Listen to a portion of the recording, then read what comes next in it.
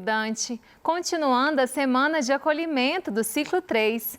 Quero lembrar que o PET 3 está disponível para download no site estudeemcasa.educação.mg.gov.br. Quem está conosco é o professor Wendemir Botelho, da área de Ciências Humanas. E nesta aula vamos retomar o tema Ser e Agir, que foi necessário para que os alunos pudessem resolver os exercícios do Enem. Não é isso, professor Wendemir? Exatamente, Dani. Sejam todos bem-vindos à aula de Filosofia.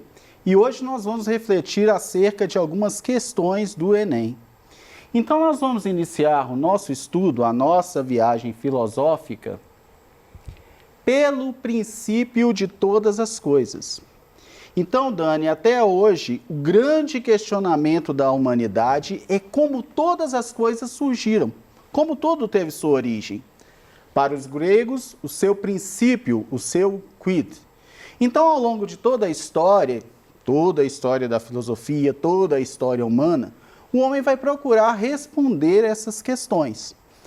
No entanto, até hoje, nós não temos uma resposta definitiva. O último grande físico que postulou uma teoria a respeito, que foi Stephen Hawking, ele vai dizer que as coisas originaram do nada, de uma explosão atômica, de um simples átomo. E daí tudo surgiu. Só que ainda nós sabemos que não é a resposta definitiva. Afinal de contas, o conhecimento está sempre em constante construção. Então, essas questões que nós iremos trabalhar do Enem neste momento vão refletir justamente isso. Nós vamos ver dois textos que vão tratar dessa origem do mundo. Vamos ao primeiro texto na tela, de Anaximandro de Mileto. Ele disse que o ar é o elemento originário de tudo o que existe, existiu e existirá. E que outras coisas provêm de sua descendência. Quando o ar se dilata, transforma-se em fogo, ao passo que os ventos são ar condensado. Quando o ar se dilata, transforma-se em fogo e condensado, viram as nuvens e as nuvens formam a partir deste ar, a partir da filtragem deste ar. E ainda mais condensados, transformam-se em água. A água, quando mais condensada, transforma-se em terra e quando condensada ao máximo possível, transformam-se em pedras. Então, o que Anaximandro quer dizer aqui? Olha, o princípio de todas as coisas é o ar. Mas o que isso quer nos dizer? O que isso significa basicamente para a gente? Vamos imaginar há milhares de anos atrás. Nós não temos toda a tecnologia que nós temos hoje. Então, os filósofos vão basear das suas observações da natureza. Anaximandro pertence ao grupo dos filósofos da physis ou filósofos físicos. Então, através dos fenômenos naturais, ele vai tentar explicar como que as coisas tiveram sua origem. Lembrando que nós estamos na passagem do mito para o logos, ou seja, nós estamos deixando a explicação dos deuses como originários de todas as coisas e passando ao logos, que é o estudo, a pesquisa, o aprofundamento dessas teorias. Então vamos continuar o nosso estudo?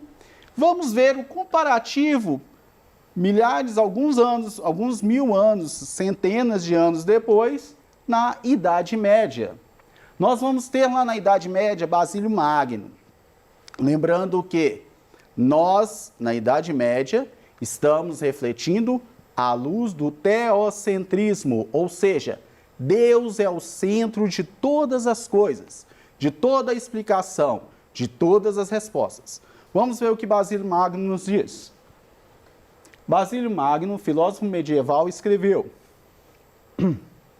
Deus, como criador de todas as coisas, está no princípio do mundo e dos tempos. Quão parcas de conteúdos se nos apresentam em face desta concepção, as especulações contraditórias dos filósofos, para os quais o mundo se origina, ou de algum modo, ou de algum dos 4 elementos, como ensinam os jônicos, ou dos átomos, como julga Demócrito.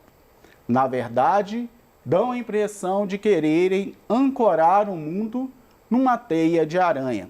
Quando Basílio Magno fala isso, ele fala também dos filósofos da Físis, que os filósofos da Físis vão basear nos 4 elementos da natureza para definir um princípio. Só que nós estamos na Idade Média. Como eu falei, Deus é o início e o fim de todas as coisas. E somente em Deus e para Deus que as coisas existem e existirão. E Basílio Magno vai defender essa teoria. Vamos lá ver qual que é a nossa pergunta?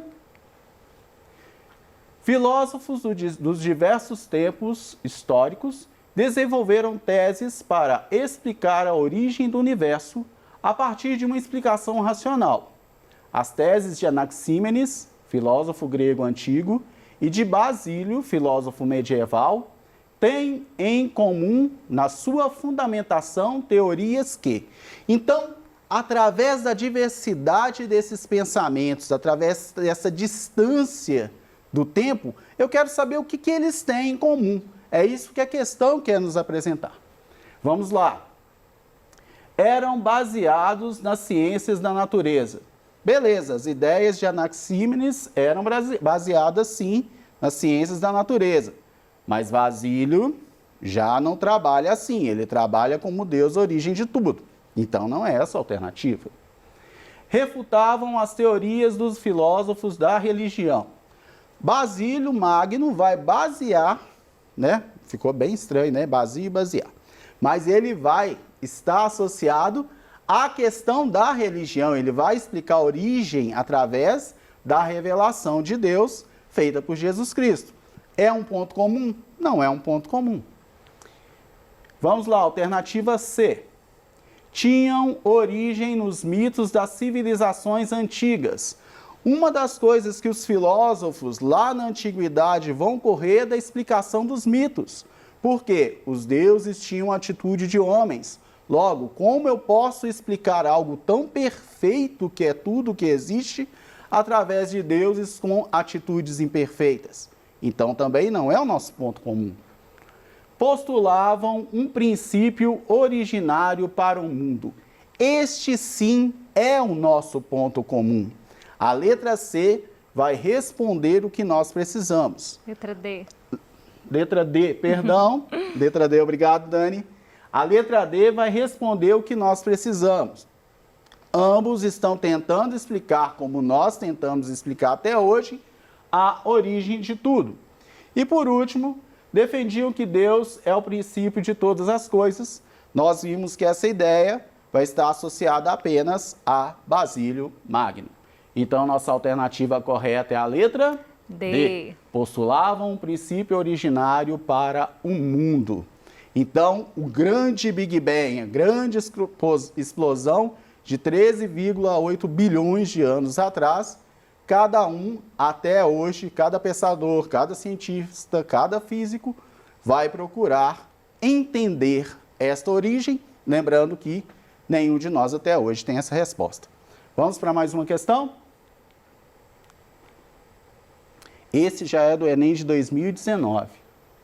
De fato, não é porque o homem pode usar a vontade e livre para pecar, que se deve supor que Deus a concedeu para isso. Há, portanto, uma razão pela qual Deus deu ao homem esta característica, pois sem ela não poderia viver e agir corretamente. Pode-se compreender, então, que ela foi concedida ao homem para esse fim, considerando-se que se um homem a usa para pecar, recairão sobre ele as punições divinas. Ora, isso seria injusto se a vontade livre tivesse sido dada ao homem não apenas para agir corretamente, mas também para pecar. Na verdade, por que deveria ser punido aquele que ousasse sua vontade para o fim para o qual ela lhe foi lhe dada? Voltamos à questão do teocentrismo. Este texto é um texto de Agostinho de Hipona, ou Santo Agostinho, como preferirem. Ele que vai ser o grande doutor da igreja. Ele que vai defender a questão da fé. Então, nós vamos imaginar, nós já vimos lá em Basílio Magno que Deus é a origem e fim de todas as coisas. E Deus também é o princípio do ser e agir humano. Lá nos gregos, os gregos vão pensar lá na ontologia, no estudo do ser, eles vão pensar na questão da virtude, do bem comum, do bom senso. Já que Agostinho não vai acreditar que o homem vai fazer um bom uso da sua liberdade, que o homem vai optar naturalmente pela virtude. Ele precisa de conhecer e viver em Deus para poder ter um bom agir, um bom pensar e também esta virtude. Vamos lá à questão então.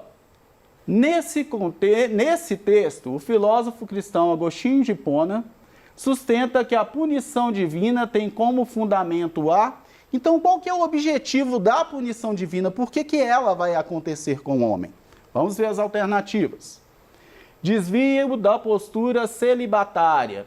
Essa alternativa não é, porque o celibato é uma exigência pedida apenas àqueles que se dedicam completamente à vida cristã da igreja, no caso os clérigos, os padres, as freiras, enfim, apenas esses têm que manter o celibato, como esposos e esposas da Santa Igreja, esposos e esposas de Jesus Cristo.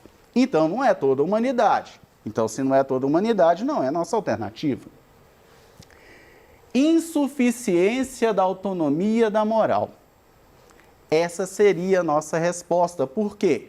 O homem, por si só, se deixa levar por suas paixões, se deixa levar pelos seus desejos, e isso é que traz o mal na terra, e isso é que traz a tristeza, a violência e tudo que há de ruim. E só mesmo, segundo Agostinho de Hipona, com a intervenção divina, com o agir moral em Deus, é que nós iremos conseguir viver e construir na terra essa cidade de Deus. Então, essa seria a nossa alternativa. Vamos ver as demais. Afastamento das ações de desapego, ou seja, abandonar bens materiais. Não, não é nossa alternativa. Distanciamento das práticas de sacrifício, ou seja, para cada coisa que eu fizer, eu tenho que sofrer uma determinada punição. Então, também não é. Violação dos preceitos do Velho Testamento. Lembrando que o Velho Testamento não traz a revelação do Deus próximo que o Cristo trouxe. Ele vai trazer um Deus que criou todas as coisas, um Deus que organizou todas as coisas, mas um Deus que é Senhor de batalhas. Já o Novo Testamento, com Jesus Cristo, nós vamos ter essa diferença de um Senhor guerreiro para um Senhor Pai. Um Senhor Pai, um Senhor próximo, um Deus próximo do homem. E Agostinho aposta nisso para a conversão dos pecadores e para a construção da cidade de Deus, através desta moral. Então, se o homem não é suficiente para manter a sua autonomia moral, a sua liberdade, só mesmo com o auxílio de Deus que ele conseguirá. Vamos para mais uma questão? Aqui nós já vamos sair um pouquinho destes eixos e vamos voltar às questões que hoje afligem o nosso dia a dia, a questão da política. Vamos ver lá o que Aristóteles nos diz. Se, pois, para as coisas que fazemos existe um fim que desejamos, por ele mesmo e tudo mais é desejado no interesse desse fim, evidentemente, o fim será o bem, ou antes, o sumo bem. Mas não terá o conhecimento grande influência sobre esta vida? Se assim é, esforcemo-nos por determinar, ainda que, em linhas gerais apenas, o que seja ele e de qual das ciências ou faculdades constitui o objeto.